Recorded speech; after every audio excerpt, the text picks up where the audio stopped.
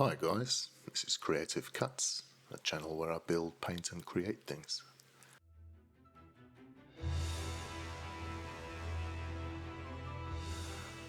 I was honoured that Esmodee and Atomic Mass Games reached out to me and suggested I take a look at their new game launch, Star Wars Shatterpoint.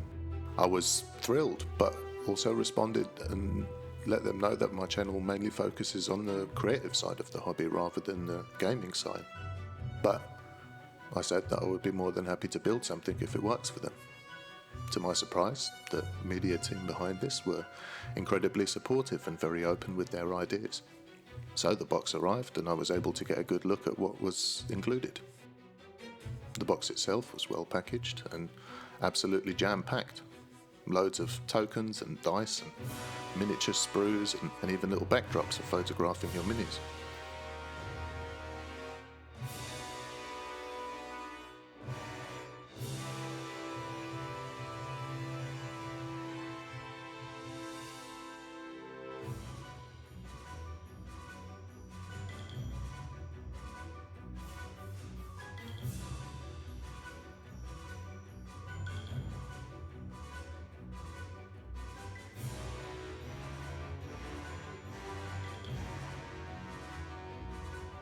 This gives you a quick look at the miniatures included, as well as the beautiful box art which helped me as a colour guide.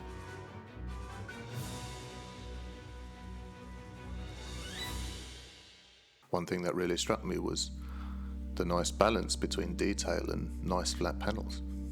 The sprues are of a high quality that you would expect in this day and age, but the overall aesthetic seems to have been well edited to include lots of useful details without flooding it with visual information.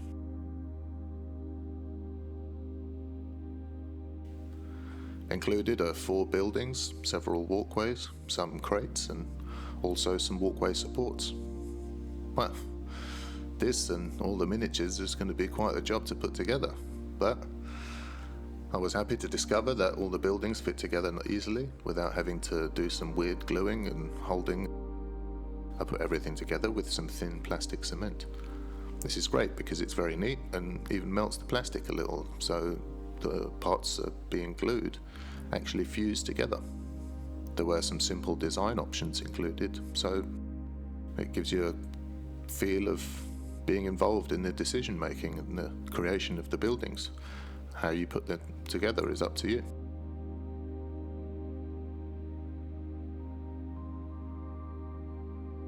It's also worth pointing out that the scale of these minis is slightly larger than your average Games Workshop figures, for example, which makes painting them far easier, if I'm honest.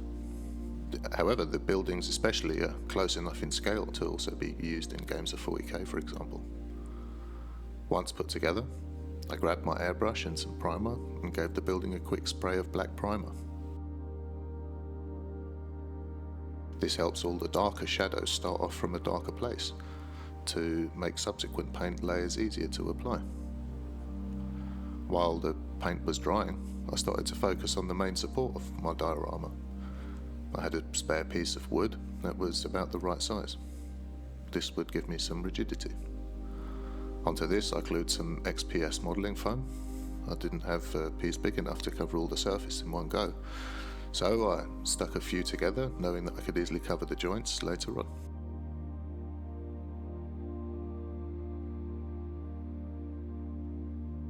And while the glue on the base was drying, I switched back to the buildings. I had some spray paint that was about the right colour I wanted, and used this instead of my airbrush, as a spray can will always be the fastest way to add paint over a larger surface. One thing I will point out here is that not all spray paint is equal. The really stinky stuff is usually enamel based and has lots of spirits and solvents, which is why it smells so much. And this usually dries to a gloss or shiny finish. I wanted something matte, so I opted for some good quality acrylic paint. I also used a brush and paint to paint in some basic details.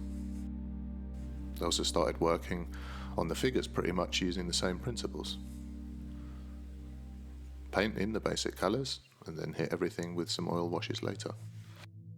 I wanted to break up the flatness of the foam a bit, so I grabbed a chef's blowtorch and melted into the foam a little.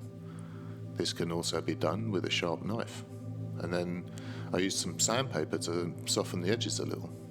Again, at this stage, I'm not too worried about the overall look, as all this will be covered soon.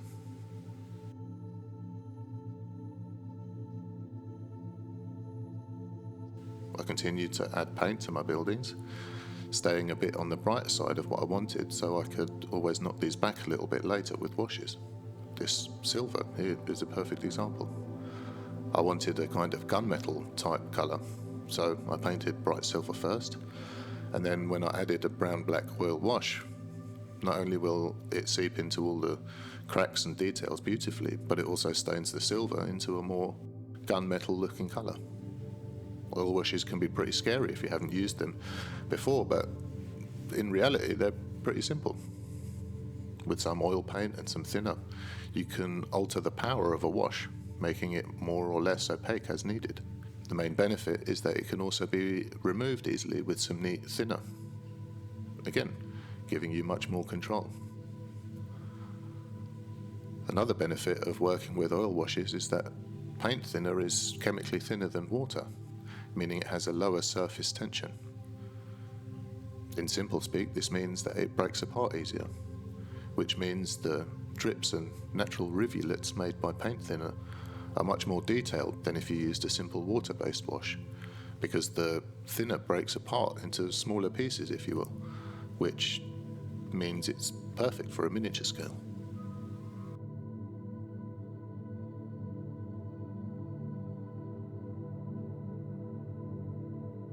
As I was building this, I also had the idea that I could maybe include some explosions as part of my battle scene, as if the battle was mid-flow.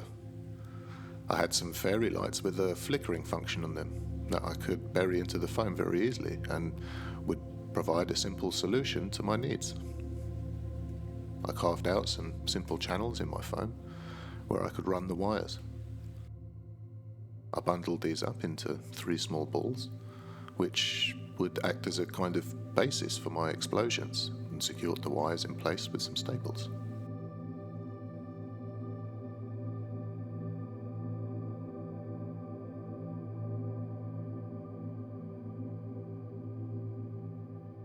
I then mixed up some sculptor mold, a paper and plaster-based modelling material perfect for making simple ground textures or rocks. I spread this out whilst trying not to get it everywhere. As this was drying, I switched back to my buildings and picked out all the light sources with some pure white paint. This would give me a nice bright base to add some candy paint to later.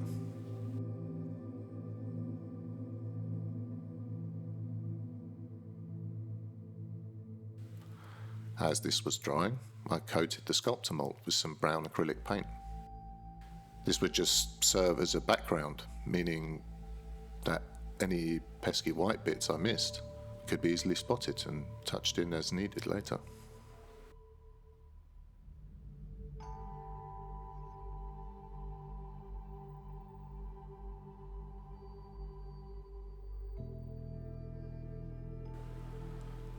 I then added some white to my airbrush and gave all the lights I had painted in before a light dusting to provide a background to my glow.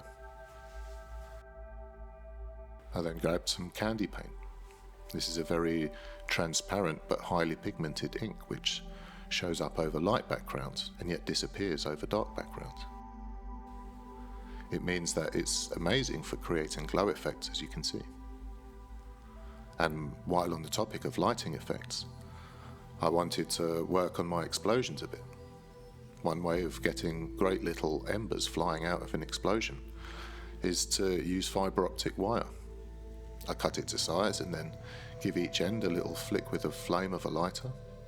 This mushrooms the end a bit and allows the light more surface area to shine through. I glue one end into an LED with some super glue and then fix this in place with some super glue activator. By varying the lengths of fibre optic wire, you can create the illusion that debris is flying out of the explosion. I then glued the builds to my base, but I realised that in some places they looked like they were floating above the ground. So I took some quick dry filler and then blended the edges in to really anchor the buildings to the ground. When this was dry, I painted this up in the same way as before. Then I worked on the fireball and the smoke part of my explosions. With a dot of hot glue, I was able to add little tufts of cotton wool ready for paint.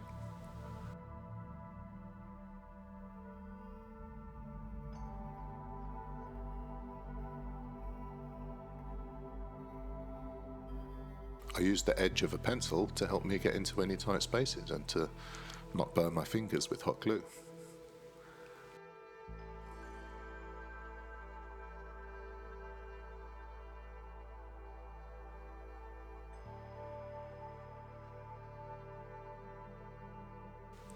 I loaded in some yellow ink into my airbrush and gave my fireballs a light spray. I followed this with some fluorescent orange and then some black.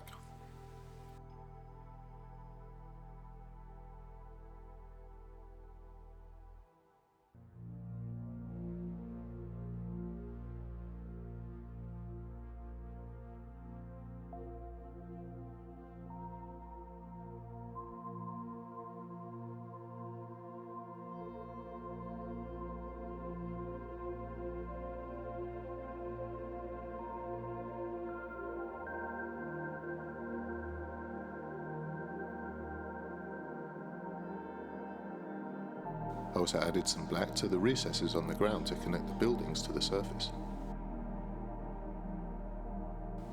I used some basing paint to paint in the edges of the buildings with some glue, and then sprinkled in some fine dirt from the garden over this to blend everything together.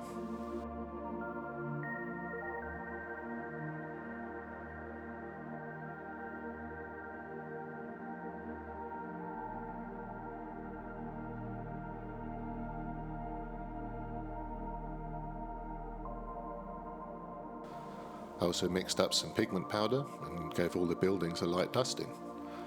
I'm not too worried about fixing this in place, as pigment is generally quite strong and pretty much stays in place by itself. And if a bit blows off, then so be it. And then it was time for my final touches, to add some miniatures. It was so much fun creating little mini stories between the various characters, using their poses to inform my ideas. If you have enjoyed this build and would like to stay up to date with all the latest videos, then you can subscribe and hit the notifications bell. You can hit the like button to let YouTube know where the good stuff is, and share it with your friends who might find it interesting. I would like to thank Esmodee and Star Wars Shatterpoint for reaching out to me on this project and allowing me the freedom to embrace my creativity.